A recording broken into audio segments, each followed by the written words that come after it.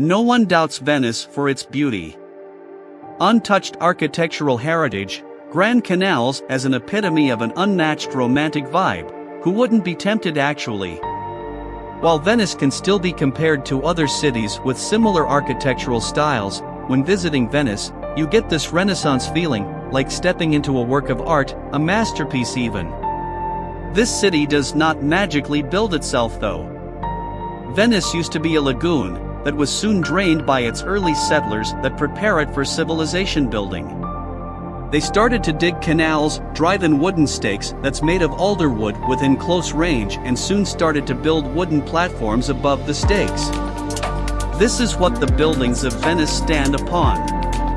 Its unique topography, sadly, has made it particularly vulnerable to climate change. Climate change refers to long-term shifts in temperatures, or weather patterns in general. The frequent change in temperatures incurs sea levels to rise from time to time, and as a result also increases the frequency of high tides that hereinafter slowly inundate the 1,600-year-old Italian lagoon city.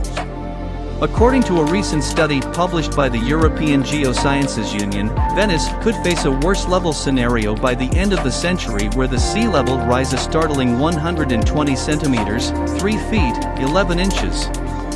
As cited from the forecast of UN Science Panel, that is 50% higher than the worst-case global sea rise average of 80 centimeters, 2 feet, 7.5 inches. With a gloomy global fate that awaits the city, the acqua alta or higher tide, a phenomenon that affects the city to have a significant amount of higher tides each year, does not help either. The increasing frequency of acqua alta is thought to be the consequence of the management of its lagoon, specifically the reclamation of the land and the deepening of underwater channels to accommodate tanker ships. As a result, water moves quicker in the lagoon, causing more tidal extremes that bring high water at one end of the spectrum and the exposing of wooden building foundations, causing them to rot, at the other. The wash from the cruise ships and the increase of motor traffic that pass by the waterways worsen the erosion of this foundation. With the acqua alta getting worse and the frightening ocean fate that awaits, Venice, that used to be a light for the world, slowly becomes a city that needed for people to understand it instead. Venice lives thanks to its artisans and tourisms. Without it, the city might as well just be dead.